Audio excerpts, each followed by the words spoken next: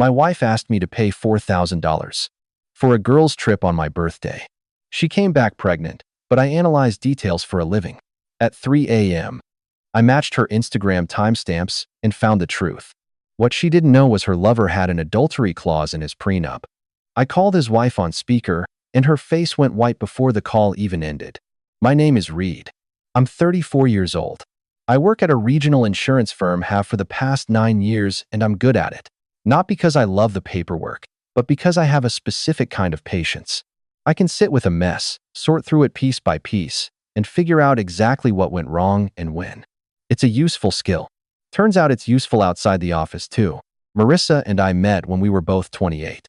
She was working front desk at a physical therapy clinic. I was referred there after a knee injury. We dated for 2 years, got married, moved into a rental house with cheap tile countertops and a landlord who took 3 weeks to fix anything. We didn't have a lot of money. Neither did our parents. That was never a problem for us, or at least, I thought it wasn't. The first 4 years were good. Genuinely good. We knew what we had. We worked with it. We didn't pretend otherwise.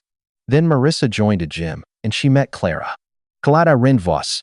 If you looked at her Instagram, and plenty of people did, you'd see the rooftop apartment downtown, the charity galas, the kitchen renovation she mentioned in passing once that cost $12,000.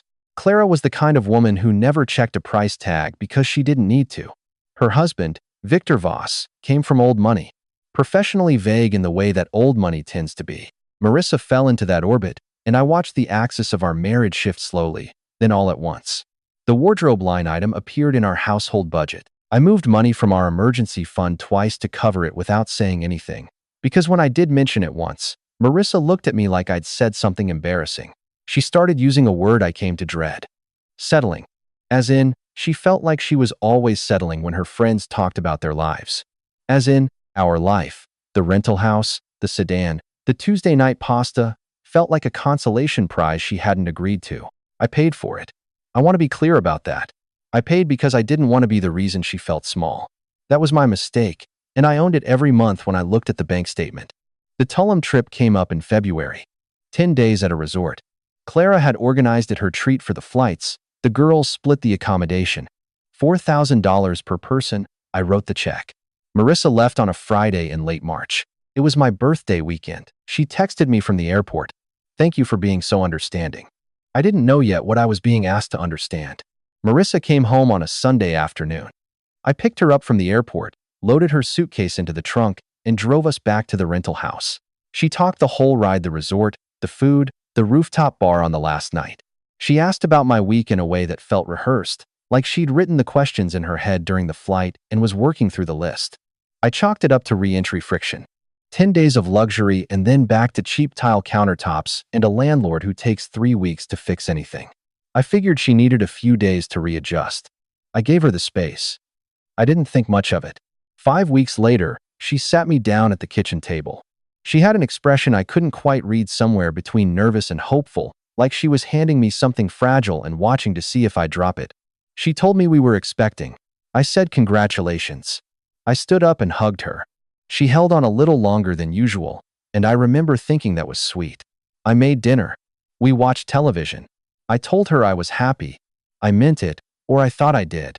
That night I lay in bed with the ceiling fan turning above me, and I started doing what I always do when something doesn't sit right. I ran the numbers. Our last time together had been 2 months before she left for Tulum, not in the 5 weeks before the trip, not during it. I was certain of that. I remembered it the way you remember small things that turn out to matter. It was a Sunday. It was raining hard. She fell asleep almost immediately after, and I'd stayed awake watching the ceiling. 2 months before she boarded that plane. The conception window for a baby due in late November did not include that Sunday. It did not include anything I was responsible for. I said goodnight. She was already asleep. I didn't close my eyes once. Sometime around 3 a.m., I opened the Notes app on my phone and started writing down everything I knew, in the order I knew it. Just like work. Just like always. I started where anyone starts when they need information and don't want to tip their hand. Instagram. Clara posted 41 photos from the Tulum trip. I went through every one of them, in order, with the timestamps visible. Clara appeared in photos on days 1 through 5 poolside, rooftop bar, One of those open-air dinners with candles and overpriced cocktails. Then she disappeared. No more Clara. Marissa continued appearing across the full 10 days, smiling, tagged at the resort, feet by the pool, paradise. But Clara's presence in the feed stopped cold on day 5, and nobody mentioned it in the captions. I kept scrolling. In a photo from day 7, 4 women at the poolside cabanas, midday sun, someone's half-finished drink in the foreground. There was a man in the background I recognized. I'd seen his face on Clara's profile enough times to place him immediately. Broad shoulders. The specific kind of haircut that costs $200. Victor Voss. Standing at the pool bar of the same Tulum resort, on day 7 of a 10-day trip his wife had apparently left on day 5. I cross-referenced. Victor's own Instagram had gone private 6 months earlier, but a mutual of Clara's had tagged him in a photo taken at that property. The geotag matched. The date matched. That put Victor at the resort for at least days, 6 through 9, 4 days minimum, after Clara was already gone, while Marissa was still there. I added it to the Notes app. That weekend I asked Marissa one question, casually, while she was making. She said yes, Clara left a little early, some work thing, no big deal. Her delivery was smooth. Practiced. I nodded and said that made sense. Internally, I noted the discrepancy between a little early and the photographic record that showed Clara gone from day 5 of a 10-day trip. A few days after that I tested her again. I brought up Victor's name in the middle of a conversation about something else entirely, mentioned seeing a photo of him somewhere, nothing specific. Her answer came back a half-beat too slow. I don't really keep track of what Victor does, she said. Her voice had a slight tightness to it, the kind you hear when someone is calibrating a story in real time, measuring how much to give. I recognized it from work. I heard it from claimants all the time, that specific register of someone who knows more than they're saying and is deciding, in the moment, exactly how little they can get away with. I didn't push. I filed it. That night I looked up one-party consent recording laws in our state. Legal. One party to a conversation, meaning me, could record without notifying the other. I read the statute twice to make sure I had it right. Then I moved the voice memo app to the front page of my phone's home screen, right where I could reach it without looking. The next morning, Marissa asked if anything was wrong. I said I was just tired. I smiled when I said it. I had never lied so cleanly in my life. I called Joanna on a Tuesday evening. Joanna had been on the trip, a peripheral friend of Marissa's, someone I'd met at a couple of gatherings over the years, polite, unremarkable. I kept my voice easy. I told her Marissa had seemed different since she got back, a little closed off, and I was just checking in, trying to understand if something had happened on the trip that I should know about. I said I wasn't looking to cause any trouble. I just wanted to understand. Joanna went quiet. Not the quiet of someone who doesn't know anything. The other kind. Then she said she didn't want to be in the middle of anything. I told her I understood completely, and I thanked her, and I was about to let her go when she said carefully, like she was measuring every word Clara left on day 5. Things got a little loose after that. Then she stopped. That was all she would give me. I told her I appreciated her honesty. I hung up and added it to the notes. 3 words. Loose after that. It was enough. At 17 weeks, I made my move. I waited for a weeknight when the house felt normal, dinner done, dishes cleared, Marissa on the couch with her phone. I asked her to come sit with me at the kitchen table. I set my phone face up between us before she sat down. The voice memo was already running. I didn't accuse her. I didn't raise my voice. I laid out what I knew the same way I'd lay out a claim discrepancy at work, calmly, in order, with the evidence on the table. I told her that Clara's photos from the trip stopped on day 5. I told her Victor Voss had been photographed at the same resort on days 6 through 9. I told her the conception window for a baby due in late November didn't include any date the two of us had been together. I said all of it in one even breath, and then I stopped talking. Marissa's first move was exactly what I expected. You've been going through Instagram? Read, this is insane. You're being paranoid. I can't believe after everything I've done. After everything I let her finish. Every word of it. Then I said her name, once, quietly, and I asked her to tell me the truth. She pivoted to tears. I waited. Then she told me. Victor was there. Clara had gone home early. Marissa said she didn't know exactly why, or claimed not to. There was a dinner on night 6. Too much wine, the word she chose. It just happened. It was one night. It was a mistake. I love you. I want this to be our baby. Please. One night. One mistake. I looked at her across the kitchen table and felt something I hadn't felt before. Not rage, not grief, just a total and absolute absence of warmth, like someone had switched off a light I didn't know I'd been standing in. I picked up my phone. I stopped the recording. I stood up. That explains the math, I said. Marissa grabbed my arm. Please don't blow up our lives over one night. I looked at her hand on my arm. You already did, I said. And I walked out of the kitchen. I did not blow up. That is the part people never believe when I tell this story. I walked out of the kitchen. I went to bed in the spare room, and the next morning I made coffee and said good morning and asked if she wanted eggs. Marissa stood in the doorway of the kitchen watching me like I was a bomb she couldn't find the wire on. I wasn't. I was just done grieving. I'd done most of that somewhere between 3 a.m. and dawn over the preceding weeks, in the Notes app, in the parking lot of my office, in the car on the way to work with the radio off. By the time she confessed at that kitchen table, I had already accepted what was true. What I was doing now was not processing. It was executing. She kept trying to restart the conversation.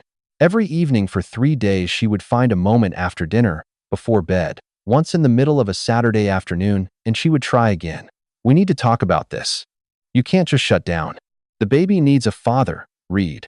I was polite. I was present. I was completely unreachable. She interpreted my civility as softening, as the first sign of a man reconsidering. She was wrong about that, but I didn't correct her. That misreading was useful to me. On day 4, I called an attorney. A woman at a small family law firm across town. I'd spent 2 evenings reading reviews before I picked her. I sat in her office on a Wednesday afternoon and explained the situation in the same flat tone I use for everything. She listened without interrupting. When I finished, she told me 3 things. First, if my name went on the birth certificate, I became the legal father, with full financial obligation attached. Second, if I disputed paternity within the statutory window after the birth, I could request a court-ordered DNA test. Third, if that test confirmed I was not the biological father, I was removed from legal and financial obligation entirely. The case, she said, was clean. Her advice: document everything, sign nothing until the test was done, and keep the recorded admission somewhere safe. I already had it in 3 places. The audio file from the kitchen table was saved on my phone, backed up to my laptop, and emailed to a folder I'd created specifically for this. Subject line: documentation date. Marissa's voice was clear on the recording. Mine was level. Her admission: Victor's name, the dinner, the wine, one night, one mistake, was unambiguous. I listened to it once, to confirm the quality. Then I didn't listen to it again. I didn't need to. I just needed it to exist. I called Joanna a second time. This time I was direct. I told her I had Marissa's own admission on record, and that I was moving forward with a divorce regardless of what anyone else said or did. I told her I wasn't asking her to go to court or make a statement to anyone. I was only asking her to be willing, if it became necessary, to confirm what she already knew, that Clara left on day 5, and that Marissa and Victor were seen together on multiple evenings after that. Joanna was quiet for a long time. Then she said, I always thought Clara left early on purpose. I don't know why, but I always thought she knew something. I wrote that down word for word, and I sat with it for a minute. Then I set it aside. It was too much to pull on right now. But I noted it. At 34 weeks, I sat Marissa down at the kitchen table one last time before the birth. I told her 2 things. I would not be listed on the birth certificate. I would not sign anything until a DNA test was completed after delivery. My attorney had already drafted the paperwork. Marissa cried. She said she was sorry. She said it 3 times. I told her I believed her. I told her it didn't change anything. Then I said what I'd been carrying since the first night I ran the numbers in the dark. I spent 6 years making sure you didn't feel like you were settling. Turns out I was the one who was. She didn't have an answer for that. I didn't wait for one. She asked me, quietly, if I still loved her. I thought about it. Honestly, the way I do everything. I don't know what I feel, I said, but I know what I'm going to do. The plan was simple. Wait for the birth. Wait for the DNA test. Do not call Clara before the results were in hand. I had thought about calling her earlier. There were nights in that house, lying in the spare room, listening to the ceiling fan turn. When the urge was real, just pick up the phone, say what I know, be done with it. But I'd worked enough claims to understand what happens when you move before your documentation is complete. If I called Clara early, Victor would know within the hour. Victor would call Marissa. Marissa would have time to reframe, to soften her admission, to argue that she'd only said what she said because she was emotional and cornered. I had the audio recording, yes, but a good enough attorney could work with emotional state under pressure. Without the DNA results, I had a strong case and a closable gap. I needed to close the gap first. So I waited. The waiting was the hardest thing I have ever done. Not because I still loved Marissa the way I once had, that was already past tense, and I knew it with the same certainty I knew everything else in the Notes app, but because I was still in the house. I was still eating dinner across from her, still saying good morning, still watching her belly grow with someone else's child in it. Every day was a controlled exercise in presence without participation. I went to work. I adjusted claims. I drove home. I was civil. I was unreachable. And every week Marissa seemed more convinced that I was softening, that we were moving towards something survivable. She started talking about names once. I said I hadn't thought about it yet. I had. I just wasn't thinking about it the way she meant. I used the waiting time to do what I always do with a file that isn't ready to close. I filled it out.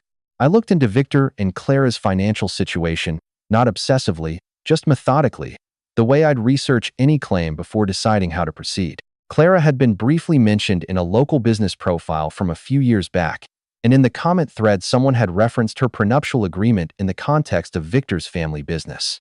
I pulled what I could from public records. The prenup existed. It had an adultery clause.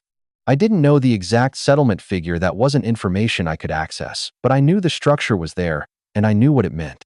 If Victor's infidelity could be documented, Clara walked away with the downtown apartment and a significant cash settlement, while Victor absorbed the damage to his family's business, standing alone. I was not going to call Clara and tell her what to do with that information. I was just going to give it to her. What she did with it was her business. I also thought about the word paradise. Marissa had texted it to me on day 3 of the trip, a photo of her feet against the pool tiles, the water catching the light, the caption she wrote me, paradise. I'd saved the photo without really looking at it at the time. I looked at it now. I thought about my birthday weekend. I thought about the $4,000 check I'd written so she could be there. I thought about the fact that the man she slept with on night 6 had a $200 haircut and a prenuptial agreement and a family that had never had to move money from an emergency fund for anything.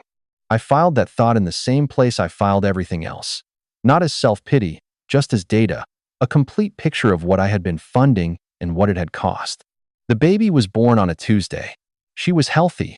Marissa cried in the delivery room. I stood where I was supposed to stand, and I did what I was supposed to do because there was a child in the room and none of this was her fault. But I did not put my name on any paperwork that night.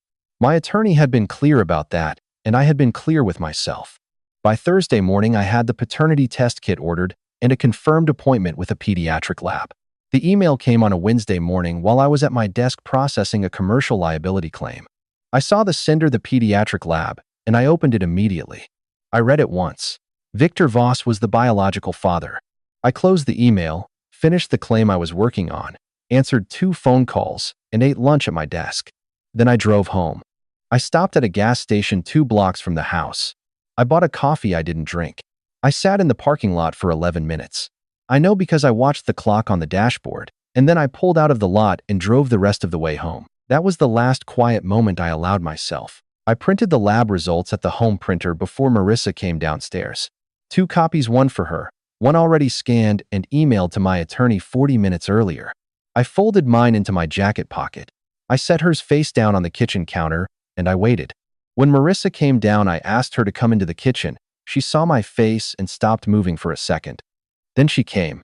She stood on the other side of the counter, and I slid the paper across to her without saying anything.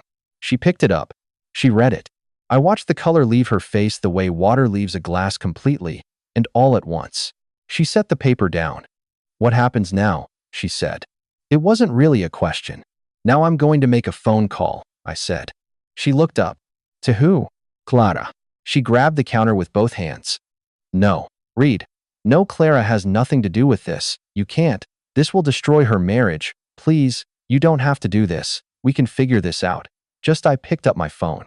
I pulled up Clara for some, and I had it from an old group chat, still there in my contacts. I dialed. I set the phone face up on the counter between us. On speaker, it rang 3 times. Clara answered on the 3rd ring, her voice bright and slightly distracted, the The way it sounds when you pick up a call you're not expecting but don't have a reason to ignore. Read? This is a surprise. Clara, I said. I need to tell you something, and I need you to hear all of it before you respond. She went quiet. I talked. I told her I had a DNA test confirming that her husband Victor was the biological father of the baby Marissa delivered 6 weeks ago. I told her the conception occurred during the Tulum trip, in the 4 days after she left on day 5. I told her I had a recorded admission from Marissa, her voice, her words, Victor's name documented and already with my attorney. I told her I had spoken with Joanna, who was present on the trip and had confirmed that Clara left early, and that Marissa and Victor were together on multiple evenings after that.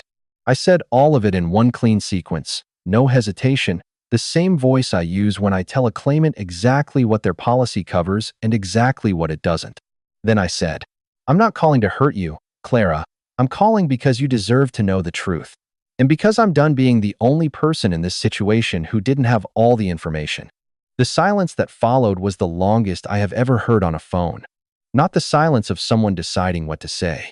The deeper kind, the silence of someone whose entire understanding of their life has just shifted underneath them and they haven't moved yet because they don't know if the floor is still there. Then Clara said Victor's name. Not as a question, not as an accusation. Just the name, flat and quiet. The way you say a word when you're testing whether it still means what you thought it meant. Then the line went dead. Marissa hadn't moved from her side of the counter. She was staring at the phone on the counter between us, the kitchen counter, the same surface where I'd laid the pregnancy test results 6 weeks ago, the same kitchen where she'd told me it was one night, one mistake, the same 4 walls where I had spent the better part of a year being civil and unreachable and done. She said, very quietly, "What did you just do?" I picked the lab results up from the counter and folded them into my jacket pocket next to my copy. I said, I told the truth. That's all I've done this whole time. I walked to the bedroom. The bag I had packed 2 days earlier was under the bed, 1 week of clothes, my documents, my laptop, the external drive with every file I'd assembled since the Notes app at 3 a.m. I pulled it out, picked it up, and walked back through the kitchen without stopping. Marissa was still at the counter. I didn't say goodbye. There wasn't anything left to say that the lab results hadn't already said better. I drove to a friend's place across town. I didn't play music. I didn't call anyone. I just drove. And somewhere on the bridge over the river, I felt something settle in my chest that I hadn't felt in a very long time. Not happy. Not free. Not even relieved. Exactly. Just dignified. Clara filed for divorce within 10 days. I know this because Joanna called me not to gossip, just to say she thought I should know. The adultery clause in the prenuptial agreement held exactly the way the public records had suggested it would. Clara walked away with the downtown apartment, a cash settlement I never learned the exact figure of, and her social standing intact. Victor absorbed the rest, the damage to his family's business reputation, the removal from his father's firm, the particular kind of quiet destruction that comes when old money decides one of its own has become a liability. He was not in the picture for the baby in any parental sense. He was too busy managing the wreckage of his own life to manage anything else. Marissa was left with a newborn, no husband, and no best friend. The other women from the trip, the ones who had been there, who had watched Clara leave on day 5 and said nothing to anyone who mattered, scattered from her life the way people always do when a secret they enabled becomes public. They had their own reputations to protect. Marissa understood that, I think. She didn't have the standing to be angry about it. Joanna was the only one who called me directly. She said she was sorry she hadn't spoken sooner. I told her I appreciated that, and I meant it. Some people wait too long to do the right thing. That's human. What matters is whether they get there. My divorce was finalized 9 months after I walked out of that kitchen with my bag and my jacket and 2 copies of a lab result.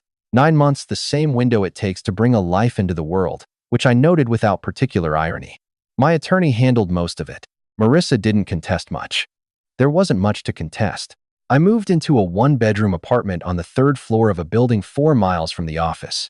Reasonable rent, a window in the kitchen that gets the morning light. On Saturday mornings it is very quiet, and I have learned to be comfortable in that quiet in a way. I don't think I ever was in the rental house with the cheap tile countertops and the landlord who took 3 weeks to fix anything. I think about the word settling sometimes. Marissa used it for years to describe our life, the way it felt small, the way she always seemed to be measuring it against Clara's rooftop apartment and coming up short. For a long time I heard that word, and understood it as a verdict on me. Not enough, not the right life, not paradise. I don't hear it that way anymore. She was settling. She was right about that. She was settling for someone who showed up, who paid the bills, who moved money from an emergency fund so she could take a 10-day trip to a resort where she slept with someone else's husband. She was settling for a man who ran the numbers at 3 a.m. instead of screaming, who built a file instead of breaking things, who told the truth on a phone call in a kitchen and then walked out with his dignity still on him. She blew it. I'm not in paradise. I don't have a rooftop apartment or a haircut that costs $200 or a family name that opens doors. I have a one-bedroom with morning light and Saturday mornings that belong entirely to me. For the first time in a long time, I'm not settling either.